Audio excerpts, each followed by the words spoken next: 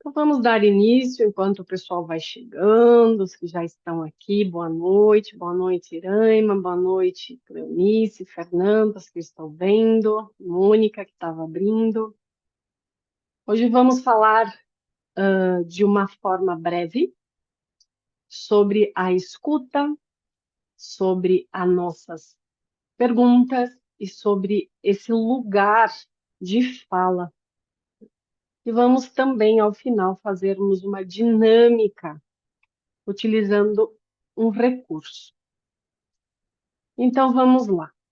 Quando nós escutamos alguém, é natural que a pessoa, enquanto fala com a gente, nós tenhamos acionado o nosso nervo auditivo e o nosso cérebro vai buscando fazer associações a partir desse estímulo auditivo.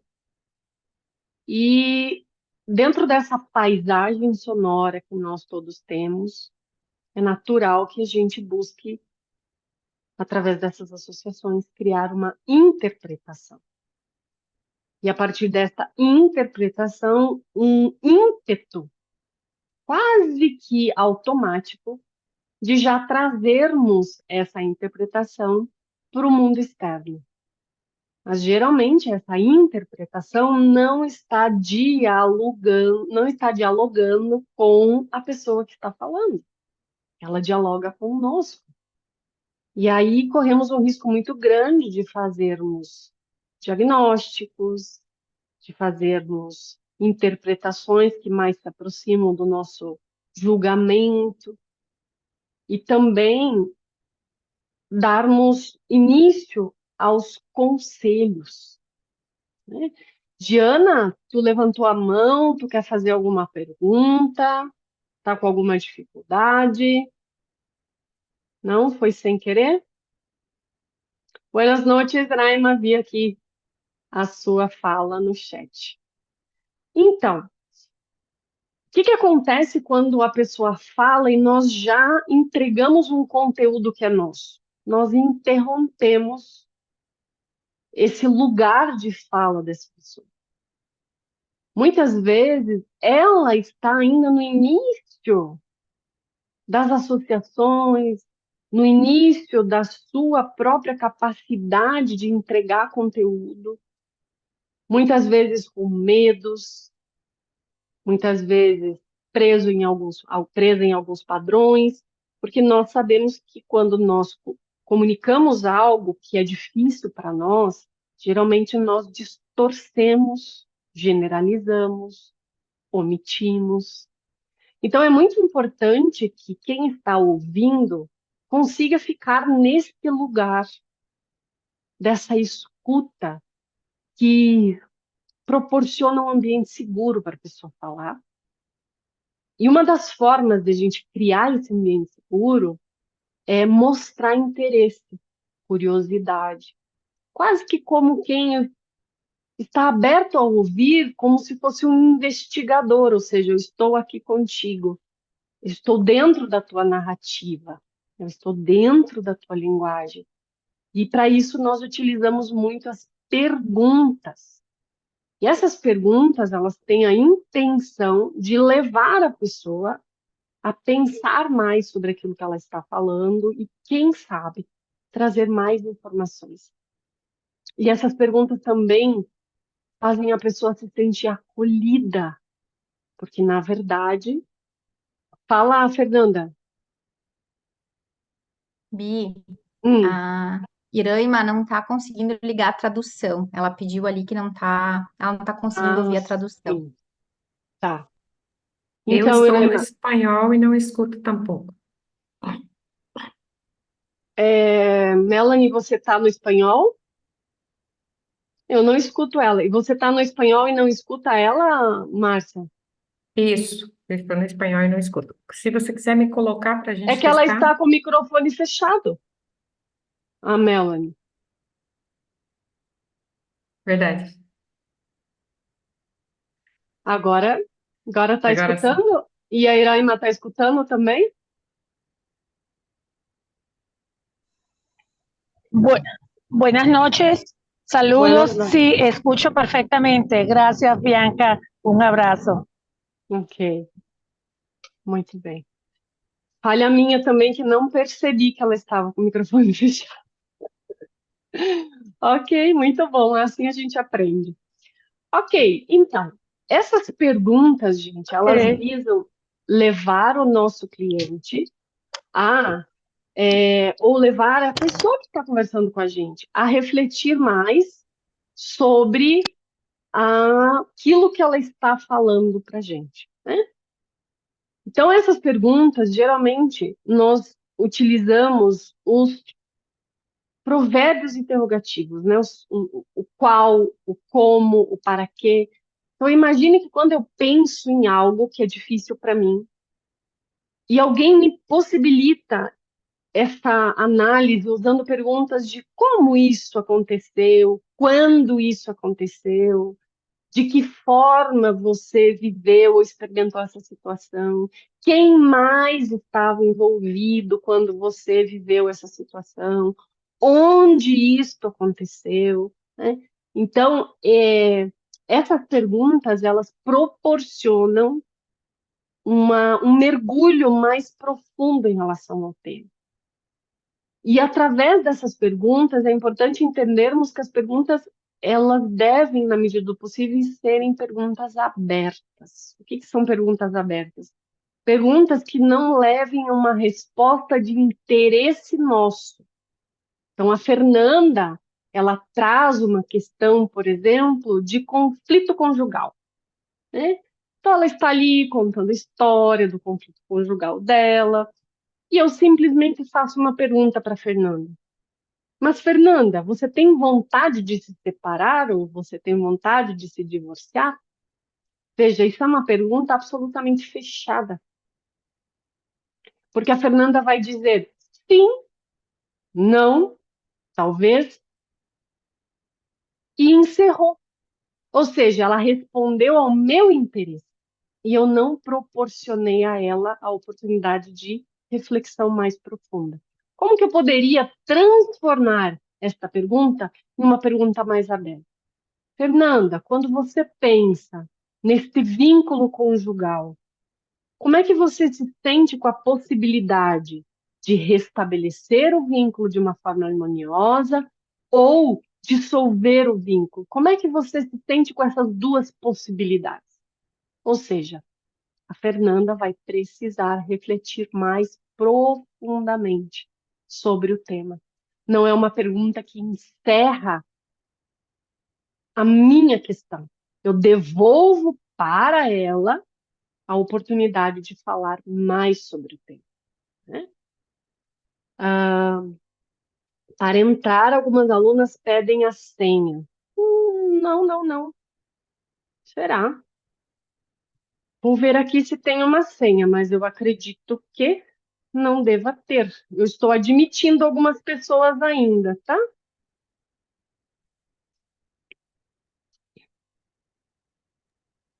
Deixa eu só olhar Ok, aqui. Bianca, eu pedi para algumas pessoas, convidei algumas pessoas e elas estão pedindo uma senha, mas Tá, vou pedir para que entrem pelo celular, talvez. porque, Márcia, eu vou te mandar de novo lá o convite que eu mandei para todo mundo, que é o que vocês entraram. E talvez você encaminhe novamente esse convite completo para as pessoas. Tem o ID da reunião, porque eu não fiz a exigência de senha na configuração, tá? Muito bem. Até aqui, pessoal, alguém tem alguma pergunta sobre esta questão desta escuta que promove uma reflexão? Vocês já ouviram falar de perguntas abertas e perguntas fechadas? Alguém já tinha ouvido falar disso? Alguém poderia me dar um exemplo de uma pergunta fechada ou uma pergunta aberta, para que a gente possa ver a diferença?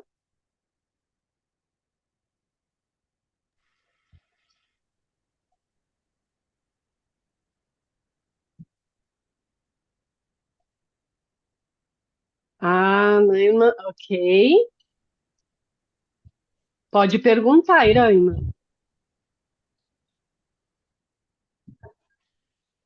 Ok. Una pregunta podría ser, ¿por Uma qué? pergunta poderia fazer: quais são os motivos Puede ser una pregunta abierta. pelos quais você quer se separar? Sim, esta é uma pergunta aberta. Perfeito. Muito bem. Porque aí a pessoa ela precisa falar mais sobre ela, né? E uma pergunta fechada dentro do exemplo ótimo da Iraima seria: essa infidelidade é o motivo pelo qual você quer se separar? Aí a pessoa vai responder: sim, não. Então eu fechei a pergunta. Perfeito. A pessoa está falando da sua dor, da sua dificuldade do relacionamento e traz a infidelidade. E aí a pergunta aberta é: existem alguns outros motivos que talvez te levem a se separar? Ou seja, estou abrindo a possibilidade. Perfeito. Muito bem. Melanie, eu só vou pedir para você falar para a Iraima fechar o microfone dela quando ela não estiver fazendo pergunta, tá? Só para evitar o ruído.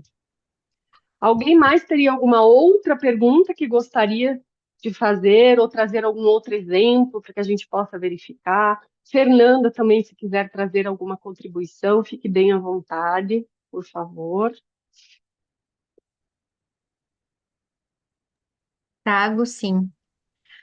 Muitas vezes alinhando, né, Bi, isso que tu comentou sobre a nossa alucinação, né, o quanto a gente toma conclusões a partir de algo, que aí a gente vai para a nossa imagem interna. Então, por exemplo, eu posso ver alguém e imaginar, fantasiar, deduzir, né, ou o termo alucinar, que essa pessoa está brava. E aí eu posso fazer uma pergunta, que vai ser uma pergunta fechada, no sentido de uma resposta que pode ser sim ou não. Você tá brava hoje, né? E aí a pessoa vai me responder sim, não, mais ou menos. Se eu pergunto sem alucinar, sem tomar uma conclusão a partir daquilo que eu vejo na minha imagem interna, eu posso perguntar: como você se sente hoje? E aí a pessoa vai poder desenvolver ou quem sabe me contar algo. Claro que isso ela também vai poder me responder coisas curtas ou não, mas é sempre um convite para que a pessoa fale dela, né? Quando nós convidamos a pessoa a falar sobre como ela se sente, o que ela pensa sobre, a gente vai fazendo uma conexão mais profunda com a pessoa. Veja se colaborei aí. Com certeza, Fernanda. Colaborou muito, né? Então, o que que nós podemos pensar? Que as perguntas abertas são aquelas perguntas que demonstram a nossa curiosidade em saber mais, né? E a escuta sistêmica, quando nós falamos de sistêmico, nós estamos falando de algo que fala do todo. Nós não estamos apenas interessados naquilo que o cliente está falando, naquilo que ele está entregando, naquilo que o nosso marido ou o nosso colega está falando naquele momento para nós, porque lembrando que muitas vezes essa entrega é uma entrega que está sendo generalizada, está sendo distorcida e contém muitas omissões. O que nós queremos é olhar para além daquilo que está sendo dito. Nós temos uma linguagem não verbal, nós temos uma linguagem transverbal. E o que seria isso? A linguagem não verbal é a linguagem do corpo, né? É como o corpo, como a Fernanda costuma dizer, com esses seus micro movimentos do rosto, vai nos indicando, às vezes, até a contradição na fala. E essa linguagem transverbal seria essa linguagem da sensação. É como se a gente sentisse que tem algo mais. É como se a gente percebesse que esse contexto não está claro. Então, a escuta sistêmica envolve esse lugar, envolve essa nossa disponibilidade de demonstrar interesse e curiosidade em saber mais. As perguntas abertas, elas são uma abordagem que é muito utilizada, claro, nas pesquisas. Quem já participou de pesquisa sabe que quando a gente participa de uma pesquisa, vai responder perguntas, geralmente são perguntas muito abertas, né? Que visam trazer o quê? Mais detalhes sobre o contexto daquela entrevista. Ou seja, quando a pessoa está falando, eu não tenho os detalhes. E para ter os detalhes, eu vou precisar, então, utilizar esta abordagem, que é a abordagem das perguntas abertas, que não trazem apenas um sim, não, talvez, quem sabe.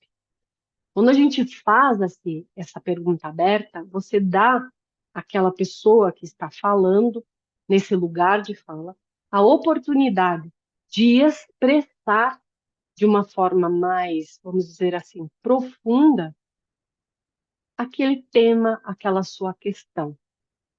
E isto proporciona para nós que estamos escutando a possibilidade de ter uma não é bem uma expectativa, mas a oportunidade de ter uma perspectiva, essa palavra, uma perspectiva do lugar daquele que está falando, né? Então, as perguntas abertas, como eu falei, geralmente elas vão utilizar ou vão iniciar com o que, como, quando, onde, o que mais, quem mais, né? Por exemplo, outro exemplo bem clássico, a Fernanda, a Márcia, a Ivonete, a Suélia, alguém chega e diz assim, que foi assistir um filme no cinema. E eu simplesmente pergunto, e aí, gostou do filme? Olha só, isso é uma pergunta absolutamente fechada. Sim, não, talvez. Que vai devolver para mim, de novo, o jogo, porque se eu quiser saber mais detalhes, eu vou ter que fazer uma nova pergunta. Ela vai dizer sim, e eu vou dizer, ah, é? Por quê? Agora, eu posso perguntar, e aí, Márcia, o que que você achou do filme? Me conte. Isso é uma pergunta aberta. E aí ela vai ter que trazer mais contexto, né? E como diz um dos grandes estudiosos da escuta, que é o Carl Rogers, esse tipo de escuta nós poderíamos entender como uma escuta empática. Ou seja, escuta empática, que tem essa empatia, é justamente a escuta que está demonstrando interesse, que está demonstrando curiosidade, né? Então a pessoa se sente realmente ouvida e como se ela tivesse um espaço seguro para falar mais sobre o assunto. As perguntas fechadas, elas meio que encerram o diálogo. E aí é natural que, como a gente fica no domínio da fala, a gente acaba falando mais sobre nós do que sobre quem está realmente nesse lugar de fala. Outra possibilidade que nós temos, muitas vezes, é de entender que as pessoas possuem canais de comunicação diferentes. Eu acredito que a maioria de vocês aqui conhece os canais de comunicação, certo? Nós temos canais de comunicação, todos nós temos todos os canais de comunicação, visual, auditivo, sinestésico, olfativo, ainda que existem alguns canais de preferência. Isso tem a ver com a forma como a gente foi criado, tem muito a ver com trauma também. Muitas vezes nós temos uma habilidade, nós nascemos com um talento para falar, para comunicar. Mas no ambiente onde nós fomos criados, né, pelas essas figuras de autoridade, às vezes um professor, um pai, uma mãe, uma vovó, nós somos tolhidos desse lugar de fala. Então é como se, fica quieto, tu tá falando demais, aqui tudo não para quieta, menina. Então nós vamos reprimindo essa nossa capacidade, às vezes esse nosso talento natural de falar. E nós encontramos uma outra estratégia. Então, sim, pode ter traumas envolvidos nessa comunicação. Ainda que nós temos que entender e podemos entender que muitas pessoas elas têm no canal de entrada uma preferência de comunicação. no canal de processamento, outra, na memória, outra. Algumas pessoas, quando elas vão pensar no futuro, ou pensar em algo, ou quando alguém está falando algo, é natural para algumas pessoas já terem como se fosse um holograma daquilo que está sendo dito. Como se estivesse assistindo um filme. Às vezes, quando as pessoas vão me contar histórias um pouco mais pessoais, mais picantes, ou às vezes até trágicas, eu sempre falo assim: para, porque eu já estou vendo a cena. Porque eu tenho esse processamento mais visual. No entanto, para receber informação, eu sou mais sinestésica, eu preciso mais do contato do meu corpo, né? Então, eu sou a pessoa que gosta de ler livros físicos, eu gosto de grifar, eu gosto de anotar, porque para entrar informação, o sinestésico é muito importante para mim. Por que que eu estou dizendo isso? Porque às vezes você tem um cliente que ele não é uma pessoa que tenha uma preferência pelo auditivo. Não é muito de falar. E também não é muito de ouvir. Pessoas que falam demais irritam essa pessoa. Então, com esse cliente, você já imaginou eu ficar insistindo em perguntas abertas?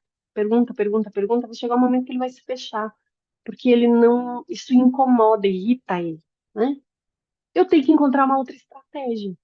E às vezes eu posso ter ali uma pessoa visual, uma pessoa que prefere observar, ver. Então, o que que eu utilizo ao invés de perguntas? Eu vou utilizar outros recursos. Eu vou utilizar uma imagem, eu vou utilizar uma frase, né? Não falada. Eu vou trazer uma fala sistêmica, uma frase sistêmica. Eu vou trazer um texto, né? Para que ele leia em silêncio esse texto e ele reflita, né? O que que esse texto tem a ver com a fala dele. E essa é uma dinâmica que eu quero fazer antes da gente encerrar o nosso encontro.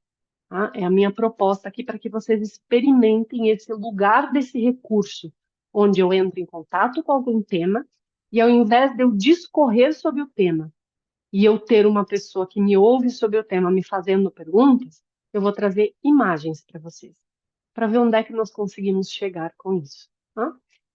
Mas antes dessa dinâmica, eu quero passar a palavra para Fernanda trazer a sua contribuição sobre esse tema.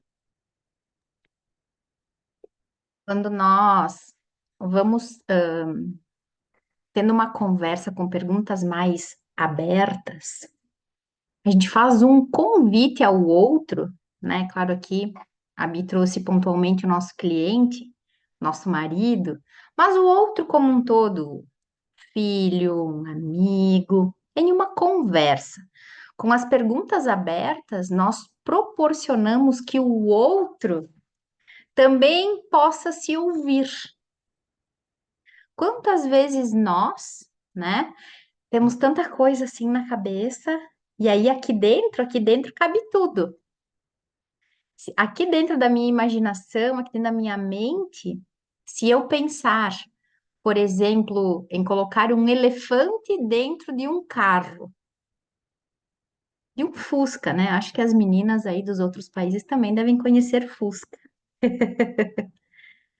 Se a gente pensar em colocar um elefante dentro de um Fusca, dentro da nossa imagem mental, no nosso cenário, a gente pode até imaginar a tromba dele amassadinha no vidro, imaginar o rabinho apertado no vidro de trás, uma orelha saindo pela janela, né? Porque aqui nesse cenário cabe. Quando eu vou colocar isso em prática, aí eu vejo que não é possível. E muitas vezes, aonde nós temos nossas questões mais dolorosas, onde nós temos nosso amor da criança, o nosso amor cego, né? Nós temos a nossa mente fantasiosa da criança. A gente fantasia uma história, o que é muito importante. Mas quando eu começo a falar ela, não sei se vocês já perceberam em alguns momentos quando a gente conta algo para alguém, ai, que alívio, que bom que eu falei, né? Poder falar traz um alívio. E Fernanda, aí o só um que que a gente... minutinho, só um Falei segundo. muito Agora, rápido? não, para você concluir, eu só vou trocar a tradutora aqui para dar uma tréguazinha para Melanie, tá? Ah, ok, ok. Eu vou incluir a Márcia agora. Aí a Márcia segue na Uhum. transmissão. Vou encerrar aqui. E aí tu me dá o ok aí quando eu posso seguir. Uhum, perfeito. Muito bem. Agora estamos com a Márcia. Obrigada. Então, quantas vezes que a gente consegue falar sobre algo, a gente também limita esse algo, né? Quando nós convidamos o outro a contar o seu ponto de vista, o que é que está se passando com ele, nós também ouvimos as metáforas que essa pessoa traz, que também é um caminho para que a gente possa conduzir uma conversa para o mais, né? Através das metáforas que nós usamos para as nossas histórias. E assim como a Bi falou sobre cortar, né? Quando a gente faz uma pergunta fechada, que a resposta pode ser sim, não, talvez. Nós também usamos esse recurso quando a gente não está afim de papo com alguém, né? Às vezes a gente chega em algum lugar, ou está no aeroporto, ou alguém no qual a gente não quer conversar muito, né? A gente ou usa essa resposta ou responde assim, sim, não, né? Então nós conseguimos sentir nesse momento que o diálogo ele pode ir para um diálogo mais aberto, mais alinhado, assim como ele pode Vimos ser que un diálogo puede ser en perguntas e das respostas. Sempre é importante a gente pensar que não tem o que é o melhor ou o pior, nem o bom e nem o ruim, e sim o mais adequado dentro de um contexto, né? Dentro deste contexto, quais são as perguntas mais adequadas, né? Quais são as respostas mais adequadas? Este é um convite também à a nossa percepção sobre o diálogo, sobre o momento adequado, assim como a Bianca trouxe. Se nós tivermos um cliente, um marido, um amigo, né, uma amiga, um filho, que já é mais, que não gosta de tanta conversa, que é mais sensível à fala, talvez perguntas incomodem. Então, as perguntas fechadas podem ser mais adequadas para que se mantenha uma conexão com aquela pessoa, né? Quantas vezes a gente conhece pessoas ou que falam demais, e aí a gente evita um pouco a pessoa, ou pessoas que falam um pouco, e aí a gente não sabe se oferece mais uma cuia de chimarrão, né? Porque a gente não sente que há um fluxo de conversa. E aí, chegando na palavra fluxo, antes de devolver a bola para a Bi encerrar esse nosso encontro de hoje, acho que essa é a grande palavra-chave, né? Que nós possamos estar na nossa presença, independente do diálogo e da circunstância, para perceber que fluxo é o mais adequado. Porque às vezes o silêncio pode ser o mais adequado. Às vezes há um fluxo de que uma palavra poderia ter feito a diferença. Se eu tivesse sentido o fluxo naquele momento e tivesse perguntado sobre algo, talvez uma situação teria mudado, né? A nossa comunicação, seja ela verbal, não verbal, né? A comunicação das nossas expressões faciais, dos nossos braços, elas também determinam a distância entre as relações, né? Se nós sabemos ouvir, se nós sabemos falar, se nós sabemos calar, o que é que as nossas expressões falam, né? Isso tudo é informação. E isso determina a distância, a qualidade e a intensidade das relações. E tudo isso está sempre se mostrando ali, no momento presente, né? Naquele momento presente. Quando a gente olha para uma circunstância que está logo aqui atrás, que pode ser algo que ocorreu hoje, essa semana, ou no último mês, em que a gente olha e diz assim: nossa, ali era um bom momento para eu ter calado, para eu ter falado um pouquinho menos, né? Quantas vezes, ai meu Deus, acho que eu falei demais. Poderia ter respondido de uma forma mais sucinta, né? Porque muitas vezes a gente acaba excedendo algo que não gostaria de ter falado ou que não precisaria ter entrado tanto em detalhes. Assim como em momentos a gente foi mais seco, mais frio, mais pontual ou silenciou. E a nossa palavra poderia ter sortido um efeito diferente no desfecho daquela situação, né? Os sons, eles têm vibração, né? Se nós formos... Tem um estudo daquele doutor, acho que é Murakami, não lembro exatamente o nome dele, aonde ele pegou partículas de água e colocou as partículas de água em contato com sons diferentes. O som da oração, o som do xingamento, o som do elogio, o som da voz do Hitler, né? Tem o som de mantras. As partículas de água, elas foram mudando a partir dos sons que estavam no ambiente. E aí vamos lá. O nosso corpo é 70% água. Tudo aquilo que nós falamos, tudo aquilo que nós ouvimos, interfere na água do nosso corpo. Nossa saliva, nossa urina, o sangue, né? Quantos líquidos que existem aqui? E nós somos os maiores espectadores das nossas próprias palavras, né? Então, que nós possamos sempre, do nosso jeito, da nossa forma, estar na presença para ver o fluxo da fala, o fluxo da cala, e também escolher as melhores palavras. Tem um livro que eu gosto muito, eu e a Bia, a gente é uma boa dupla indicadora de livros, né? Tem um livro que é da filosofia tolteca, que chama Os Quatro Compromissos.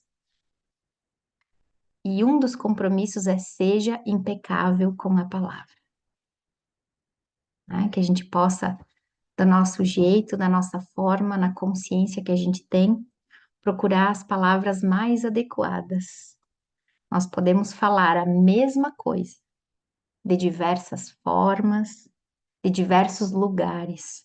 Tanto que muitas vezes me perguntam minhas alunas, minhas amigas, clientes: ah, eu posso falar isso para minha mãe? O que que eu posso falar para minha mãe? Mais importante do que a gente fala é de que lugar nós comunicamos isso, né? Eu consigo sentir o meu lugar quando eu falo algo? De que lugar eu fiz essa pergunta? De que lugar eu calei? Porque muitas vezes nós calamos, mas calamos num lugar arrogante. Então, a pergunta é: de que lugar eu comuniquei isso que eu acabei de falar, ou isso que eu acabei de não falar? E para isso é um treino da vida, né? A gente perceber quais são as palavras que vibram no nosso corpo de forma positiva, que vibram no nosso corpo de forma negativa, porque isso, se agora eu falo aqui com vocês por 10 ou 15 minutos, aí eu atendi uma pessoa à tarde, fiz uma reunião, depois tive meu grupo de meditação. A qualidade das minhas palavras, algumas pessoas vão ouvir em tempos esporádicos. Entretanto, eu sou a espectadora de tudo aquilo que eu falo. E alguém me mandou uma perguntinha aqui. Qual a qualidade das minhas palavras? Né? Porque eu sou a maior espectadora dela. E essas águas todas do meu corpo, elas estão refletindo, reverberando exatamente a qualidade dos sons que eu digo. Ah, olha aqui a Bianca, minha enciclopédia.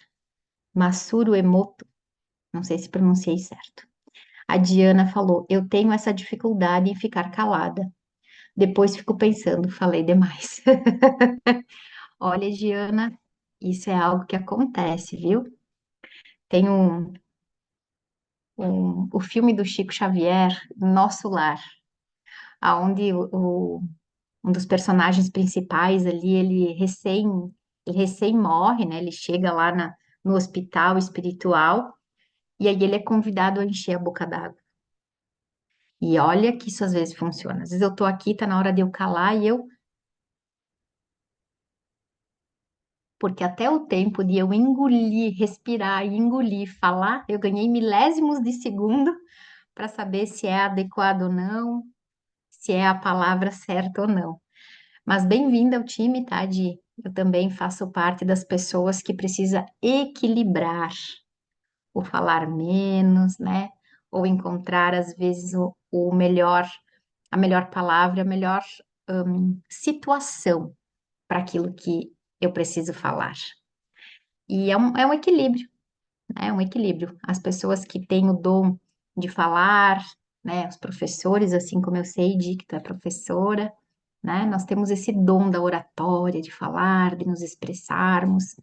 Então, nosso equilíbrio vai ser em, às vezes, segurar um pouquinho, não cortar o fluxo da fala do outro, permitir que o outro fale.